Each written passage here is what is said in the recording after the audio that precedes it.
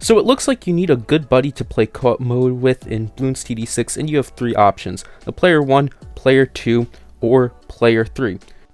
Albeit this random game of co-op is doomed to fail from the start, we can look at our players though. The first player is a veteran. The veteran has been playing for a long time and has a lot of skill and knowledge in this game, and knows quite a lot of few tricks and quirks about it too. The veteran's going to try to put up a good defense to help you win. And then you have player 2, the pro.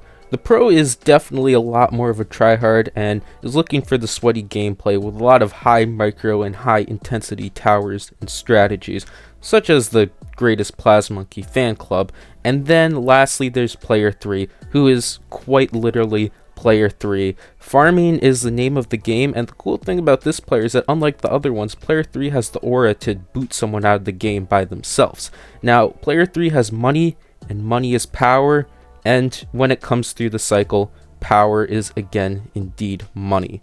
So while player 1 and player 2 are working hard to make sure you don't die, player 3 has life on the back burner. So how do you harness the power of player 3? And the answer is quite simple. It's right here in front of your eyes. It's double cash mode. So all jokes aside, you don't have to be a super annoying player 3 in order to enjoy double cash mode. So let's explore in detail what is double cash mode, and should I buy double cash mode in this video. So let's get right into it. The first thing to know is that you can get double cash mode right here by going into extras, and then you can enable and disable it whenever you want. And it does need to be purchased, and the only way you can buy it is in the store for $18. It's the only thing in the store that can't be gotten in some other way throughout the game, so it is very unique in that sense. Because of that, that makes the question, should I buy it, very important. So in this video, I'm going to make that answer very easy, showing you what it does, and maybe giving you some reasoning if you should buy it or not. Now, this is the first time I've actually showed my creator code in a video, but just for this, if you want to buy it, it would be a great help to me to use the code CHOMCHOM when buying the double cash or any other purchase. It's free and it would help me a lot. So let's get into this. First of all, the elephant in the room is that it costs more than the game itself if you're on Steam, and nearly twice as much as the game itself if you're playing on mobile.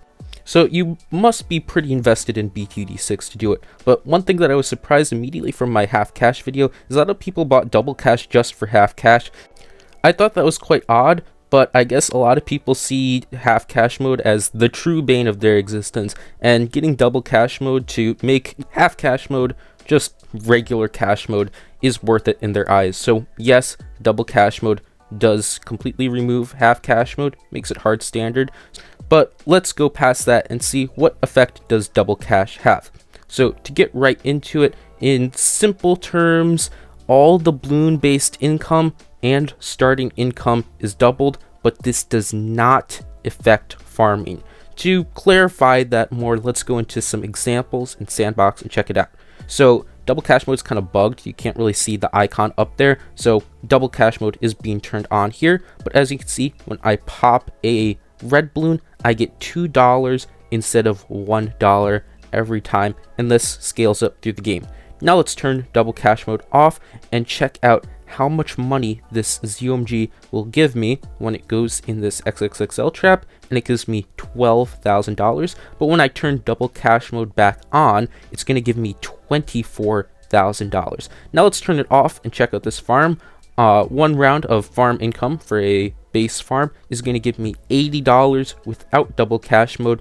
But when I turn double cash mode on, surprise, surprise, it only gives me $80 still. So stuff that's based around balloons will give you more money. This will also include the lead to gold, $50 without double cash mode on.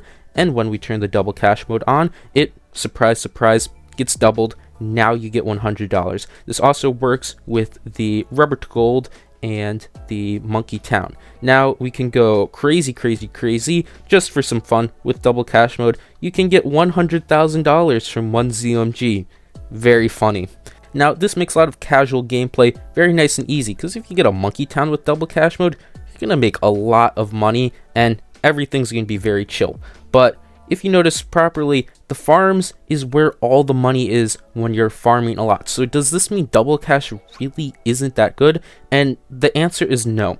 So let's take a look at this and let's understand how some snowballing works. I'm going to do two examples, one with double cash. I'm going to farm with the same exact strategy, nothing too crazy, very casual, very slow paced farming, and it's just going to be the same order. One will be with double cash and one will be without. And I'm just going to have this gameplay on 10x speed, so it isn't going to take 40 minutes to go through. So I'm just going to be getting Ben, a bank up, going into a Minneapolis, and then spamming some marketplaces, and on round 40 we'll stop everything.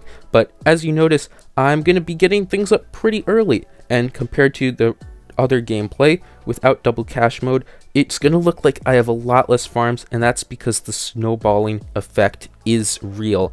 And when you have this coupled with the Bloon Trap and Rubber to Gold and Monkey Town, you really can get so much up really early. With double cash mode, I got $181,000 before round 40, and I guess I can get some pretty easy win conditions with that if I'm just going to try to go on a bit. Now let's turn off double cash and see where this lands off. Starting out, we're going to be getting Ben late, and then I'm going to be getting my farm much later.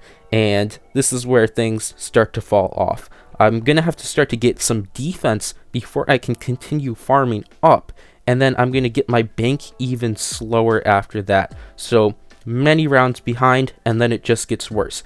With double cash mode, I got my bank on round 10, Oplis on round 22, with no double cash, bank on 16, and Oplis on 30. That means that there's a bigger gap, a 14 gap between the bank and the Oplis with no double cash, while it's only a 12 round gap with double cash mode. And as you go further on into the game and get more and more stuff, that gap gets bigger and bigger, and the snowball with double cash mode does a lot more. At the end, I only got 74,000 cash spare without double cash compared to 181,000 with double cash mode. So it's a pretty big difference. Another cool thing that double cash will help out with a lot is co-op and collection event grinding. Collection event grinding only applies to a few people, so if you want to really get a ton of instas, it's going to make things a lot easier. But for co-op, you really have a lot more money, although that may not help you with your really bad random co-op teammates, as you can see. So good luck with that. I guess it's still kind of drawn to the random, but it helps a lot. It did help me a lot when I was grinding all of my co-op medals. But let's take a look at some of the game modes that double cash does not work in. So double cash will not work in these game modes. The first one is going to be the race, and as you can see, it's going to be all like competitive and ranked game modes from here. Then the bosses, you cannot use double cash mode in ranked bosses. However, unranked bosses, you still can use double cash mode in. Contested territory is yet another no-go here, so your double cash mode will not work in contested territory for the people that even play that game mode. And then Chimps mode, of course, you will not have it there too. And some ranked challenges, or not ranked challenges, custom challenges will have double cash mode disabled. Not all of them though, so some of them you can use on custom challenges. And then lastly, as it's kind of self-explanatory, when you're verifying a challenge or verifying a map, your double cash will be turned off for that too. So at least it's possible for those without it. So now that I showed you everything about double cash mode, is it worth buying? And here's some reasons why you may buy it or not, but it's all up to you, so you have to decide it at the end of the day. So starting off, you might want to buy double cash because you want chill and easy gameplay. You also might get it because you love going late game and farming. Makes that a lot nicer and easier. Or you want to have fun with your friends and goof around in co-op. Grinding collection event is also a very good reason to get it. And if you just want to support Ninja Kiwi, it's a great way to do it. So there, and you'll get double cash mode with it too, whether you're going to use it or not. Now, if one of these applies to you and you're thinking about doing it and you have the cash to do it, why not? Go ahead. And if you do decide to do so, you can use my code in there. Just help me out. It doesn't add anything if you use a creator code, so that would be very grateful. But I would not really recommend it if you're short in money in real life. It's definitely more worth it to feed yourself and be healthy. then spend some cash in this game. If you only play competitive modes, there's not really going to be much of a point in it because you can't really use it in a lot of your competitive modes. And if you want to challenge yourself throughout the whole game, then you probably aren't going to be using double cash mode a lot, and also if you don't see it worth $18 in general. So that's pretty much all of it. I hope this video helped you out a lot, and as this is one of the informative guides, I'm going to put this in my playlist along with all of my other informative guides that might help you out a lot, improve your skill, or learn more about this game. So if you're new here, I would highly recommend checking them out. I put a lot of work into them, and you can also subscribe to see more of these informative guides, and also check out a lot of my cool Chimps challenges and strategies that I post too.